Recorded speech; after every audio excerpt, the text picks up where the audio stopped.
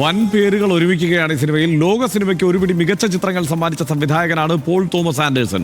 Boogie Nights, Phantom Thread, അങ്ങനെ The Master തുടങ്ങി പ്രതിഭയുടെ കയ്യൊപ്പ് പതിഞ്ഞ സിനിമകൾ. ഒരേ സമയം ബ്ലോക്ക് ബസ്റ്ററുകളുടെയും ക്ലാസിക് സിനിമകളുടെയും ഭാഗമായ അതുല്യ നടൻ ലിയാനാർഡോ ഡികാപ്രിയോ. പോൾ തോമസ് ആൻഡേഴ്സണും ലിയാനാർഡോ ഡികാപ്രിയോയും ഒന്നിക്കുന്നു എന്നതാണ് ഈ സിനിമയുടെ ഏറ്റവും വലിയ കൗതുകം തന്നെ. അതിശയകരമായ റേറ്റിംഗ് ആണ് ഈ സിനിമയ്ക്ക് കിട്ടിയിരിക്കുന്നത്.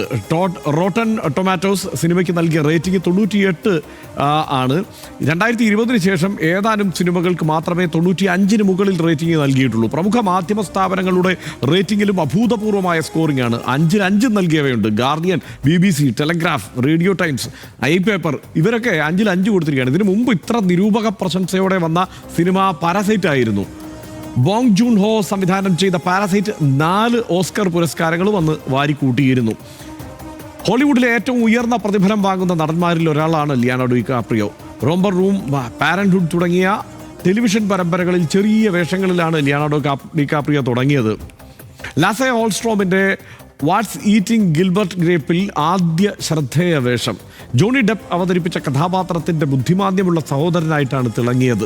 1996 ബാസ് ലൂമാൻ്റെ റോമിയോ ആൻഡ് ജൂലിയറ്റ് എന്ന ചിത്രത്തിലൂടെ ജനപ്രിയ താരമായി. 97 ഹോളിവുഡ് ഇതിഹാസ ചിത്രം ടൈറ്റാനിക്കിലെ ജാക്ക് ഡോസനായി മിന്നും പ്രകടനം കാഴ്ചവെച്ചു.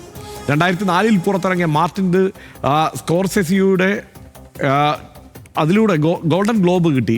Blood diamond, the deported, inception, അങ്ങനെ ധാരാളം സിനിമകളാണ് ഒന്നിനു പുറകെ ഒന്നായി അദ്ദേഹത്തിൻ്റെതായി പറയാനുള്ളത്. 2015 ദ റെവനന്റിലെ അസാമാന്യ അഭിനയ പ്രകടനത്തിലൂടെ മികച്ച നടനുള്ള ഓസ്കാറും അദ്ദേഹത്തിന് കിട്ടി. 3.5 പതിറ്റാണ്ടിടെ ബാഫ്റ്റ, എമ്മി, ക്രിട്ടിക്സ് അവാർഡുകളൊക്കെ പലതവണ അദ്ദേഹം വാരിക്കൂട്ടിയിട്ടുണ്ട്. Alejandro ഇനാരിറ്റു, Steven Spielberg, Quentin Tarantino, ഒട്ടുമിക്ക സമകാലിക മാസ്റ്റേഴ്സിനൊപ്പവും അദ്ദേഹത്തിൻ്റെ സിനിമകൾ വന്നിട്ടുണ്ട്. എല്ലാ ശൈലിക്കും എല്ലാത്തരം സിനിമകൾക്കും വഴങ്ങുന്ന അഭിനയ തികവാണ് അദ്ദേഹത്തിന് എന്നാണ് നിരൂപക പ്രശംസ. ഇതൊക്കെയാണ് അദ്ദേഹത്തെക്കുറിച്ച് പറയാനുള്ളത്. ബാക്കിയെല്ലാം വായിച്ചാൽ നമുക്ക് പറയാനൊന്നും ഇല്ലാതെ പോകും. അതുകൊണ്ട് സനീഷ്, എങ്ങനെയാണ് ലിയാനാർഡോ ഡികാപ്രിയോ നമ്മൾ അദ്ദേഹത്തെ കാണുന്നത്? സത്യത്തിൽ ഈ ബാക്കി സിനിമകളൊക്കെ പിന്നീട് പല സിനിമകളും അവിടെ ഇവിടെയൊക്കെ കാണുന്നുണ്ടെങ്കിലും മനസ്സിൽ സ്ഥിരപ്രതിഷ്ഠ നേടിയിട്ടുള്ളത് ടൈറ്റാനിക്കിലൂടെ തന്നെയാണ്. ആ കാര്യത്തിൽ സംശയമൊന്നുമില്ല. ഇപ്പോൾ ഈ സിനിമയുടെ കൗതുകം എന്ന് പറയുന്നത് ഇതിന് കൊടുക്കുന്ന റേറ്റിംഗ് ആണ്. സാധാരണ ഭയങ്കര പിശുക്കന്മാരാണ് പൊതുവെ ഈ റേറ്റിംഗ് ഏജൻസികളൊക്കെ. പക്ഷേ ഇത്രയും ഭയങ്കരമായ റേറ്റിംഗ് കൊടുത്തിരിക്കുന്നു, അത് വളരെ കൗതുകകരമാണല്ലേ. നാളെ തന്നെ പോയി കാണാൻ തോന്നുന്ന വിധത്തിൽ കൗതുകകരമാണ്.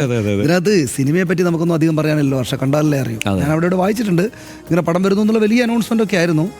പ്രത്യേകിച്ചും ഇതിനകത്ത് ആക്ഷൻ ഉണ്ട്, കുറച്ച് സെറ്റാരിക്കലാണ്. ഒരു വിപ്ലവകാരി അയാളുടെ മകളെ സംരക്ഷിക്കാനോ മറ്റോ ആയിട്ട് ഒരു യുദ്ധം കൂടെ നടത്തുന്നതാണ്. വൺ ബാറ്റിൽ ആഫ്റ്റർ അനദർ എന്നൊക്കെ പറഞ്ഞിട്ടുള്ള പടത്തിന് പേരിന് തന്നെ കാരണം വേറെ ഒരു പ്രധാനപ്പെട്ട ഒരു നോവലിൻ്റെ ചലച്ചിത്രാവിഷ്കാരമാണ്. ഈ ട്രെയിലറൊക്കെ കണ്ടാൽ തന്നെയും ഭയങ്കര ഈ കോമഡിയും മറ്റുമൊക്കെ നമുക്ക് മനസ്സിലാക്കാനാവുന്ന വിധത്തിലുള്ളൊരു സിനിമയാണ്, ഭയങ്കര ഗംഭീര സിനിമയാണെന്ന് തോന്നും.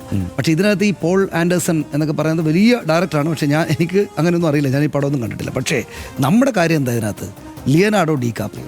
ഹർഷനെ ഇപ്പോൾ പറഞ്ഞ പോലെ ഞങ്ങൾ ടൈറ്റാനിക്കിൽ കണ്ട, അതായത് ഒരു കാലത്ത് കുഞ്ചാക്കോ പോലെ ആയിരുന്നു. എന്ന് വെച്ചാൽ ഒരു ചോക്ലേറ്റ് നായകൻ എന്ന മട്ടിൽ അതൊരു ബ്രഹ്മാണ്ഡ സിനിമയായിരുന്നു എന്നല്ല, പക്ഷേ എന്നാലും നമ്മൾ വിചാരിച്ചൊരു പ്രണയനായകൻ എന്നാണല്ലോ നമ്മൾ കണ്ടത്. പിന്നീട് പക്ഷേ എന്തൊരു വലിയ ആക്ടറായിട്ടാണ് അദ്ദേഹം മാറിയത്. ഏത് നിലക്കാണ് അദ്ദേഹം പോയത്. ഈ ഇനാരിറ്റുവിൻ്റെ പടത്തിലെ, മാർട്ടിൻ സ്കോർസെസിയുടെ എല്ലാ പടങ്ങളിലും എന്തൊരു പെർഫോമൻസ് ആണ്. ഇപ്പോൾ ജാങ്കോ അൺചെയിൻഡ് എന്നുള്ള പടം, അത് അതിനകത്ത് നമ്മളെ എല്ലാത്തിലും സൂപ്പർ ഹീറോ എന്ന മട്ടിൽ നമ്പർ 1 ആയിട്ടല്ലോ. ജാങ്കോയിൽ ഇപ്പുറത്താണ് ആള്. അതുപോലെ killers of the flower moon ഞാൻ കണ്ടതാണ്. 3.5 മണിക്കൂറുണ്ട് സിനിമ. സത്യത്തിൽ പിന്നെ മറ്റ് നടന്മാർ, പ്രത്യേകിച്ച് അതിൻ്റെ ലിലി ഗ്ലാഡ്സ്റ്റൺ എന്ന് പറയുന്നൊരു, ഞാൻ അതിനു മുമ്പ് കണ്ടിട്ടില്ലാത്തൊരു നടിയുണ്ട്. അവർ വൻ പെർഫോമൻസ് ആണ്. അവരാണ് അതിലെ കേന്ദ്ര കഥാപാത്രം. പക്ഷേ വന്ന് ക്യാമറയ്ക്ക് മുന്നിൽ നിൽക്കുമ്പോൾ എന്താണോ വേണ്ടതെന്ന് വെച്ചാൽ അങ്ങ് ആഞ്ഞ് തറപ്പിക്കുന്ന ആളാണ് ഇയാൾ. നമ്മൾ പ്രത്യേകമായിട്ട് പറയേണ്ടതിൽ ഇവിടെ ഇരുന്നിട്ട് അത്രയും വലിയ ഒരു കക്ഷിയാണ്. അപ്പോൾ അതുകൊണ്ട് എത്രയും പെട്ടെന്ന് പോയിട്ട് സിനിമ കാണുക എന്നാണ് എനിക്ക് ഇത് കണ്ടപ്പോൾ തോന്നുന്നത്.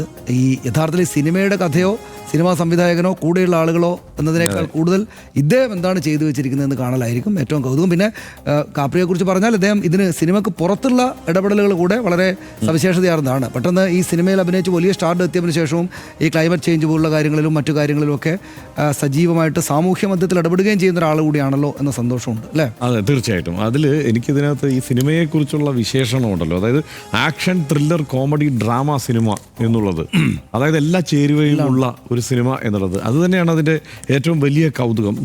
1990 ഇറങ്ങിയ വൈൻലാൻഡ് എന്ന് പറയുന്ന നോവലിൽ നിന്ന് ഇതിന് പ്രചോദനം ഉൾക്കൊണ്ടിട്ടുണ്ട് എന്നാണ് പറയുന്നത്.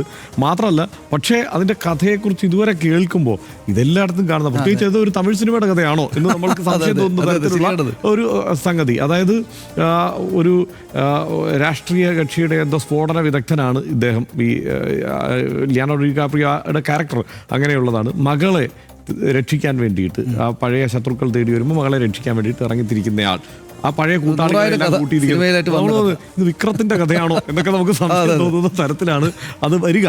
പക്ഷെ എന്തായാലും അത് ഗംഭീരമായി ചെയ്തിരിക്കുന്നു എന്നാണല്ലോ പറയുന്നത്. സ്വാഭാവികമായിട്ടും ഇദ്ദേഹം ആവുമ്പോൾ അത് നമ്മൾ ആ പ്രതീക്ഷയ്ക്ക് വക നൽകുന്ന തരത്തിൽ തന്നെ ആയിരിക്കും അത് പെർഫോം ചെയ്തിട്ടുണ്ടാവുക എന്നുള്ള കാര്യത്തിൽ സംശയമൊന്നുമില്ല. എന്തായാലും നമുക്ക് പോയി സിനിമ കാണാം അല്ലേ. എന്തായാലും അതിലത് കോമഡി ഉണ്ട് എന്നുള്ളത് വളരെ സന്തോഷകരമാണ്. കോമഡികൾ നന്നായിട്ട് നന്നായി ചെയ്യുകയും ചെയ്യും. ചെറു ടെലിവിഷൻ സീരീസുകളും സിറ്റ്കോമുകളും ഒക്കെ കൗമാരതാരമായി നമുക്ക് അജ്ഞാതനായിരുന്ന ഒരു കാലമുണ്ടായിരുന്നു ലിയോനാർഡോ ഡികാപ്രിയോയ്ക്ക്. വാട്സ് ഈറ്റിംഗ് ഗിൽബർട്ട്സിലെ ഗ്രേപ്പിൽ ജോണി ഡെപ്പ് അവതരിപ്പിച്ച കഥാപാത്രത്തിൻ്റെ അന്യനായി വന്ന ആ വ്യത്യസ്ത വേഷം മുതലാണ് ലോകം അയാളെ ശ്രദ്ധിച്ചത്. ടൈറ്റാനിക്കിലൂടെ ആഗോള പ്രശസ്തി കൈവന്നതിന് ശേഷമായിരിക്കും നമ്മളേറെ പേർക്കും ആ അതുല്യ പ്രതിഭയുടെ വളർച്ച. പിന്നീട് എന്തൊരു വളർച്ചയാണ് നടൻ എന്ന നിലയിലും നമ്മൾ സാമൂഹ്യ ജീവി എന്ന നിലയിലും ലിയോനാർഡോ കൈവരിച്ചത്. ഹോളിവുഡിലെ ഏറ്റവും വിലയേറിയ താരമായി തുടരുമ്പോഴും ബോക്സ് ഓഫീസ് പളപളപ്പ് മാത്രം പിന്തുടരാതെ വൈവിധ്യമാർന്ന ഗൗരവമുള്ള ചെറുനിര സിനിമകളിലേക്ക് കൂടി സ്വന്തം പ്രതിഭയെ വരച്ചിട്ടയാളാണ് ലിയോനാർഡോ ഡികാപ്രിയോ. അദ്ദേഹത്തിൻ്റെ താരമൂല്യം അത്ര വലുതാണ് എന്ന് RDX വിശ്വസിക്കുന്നു.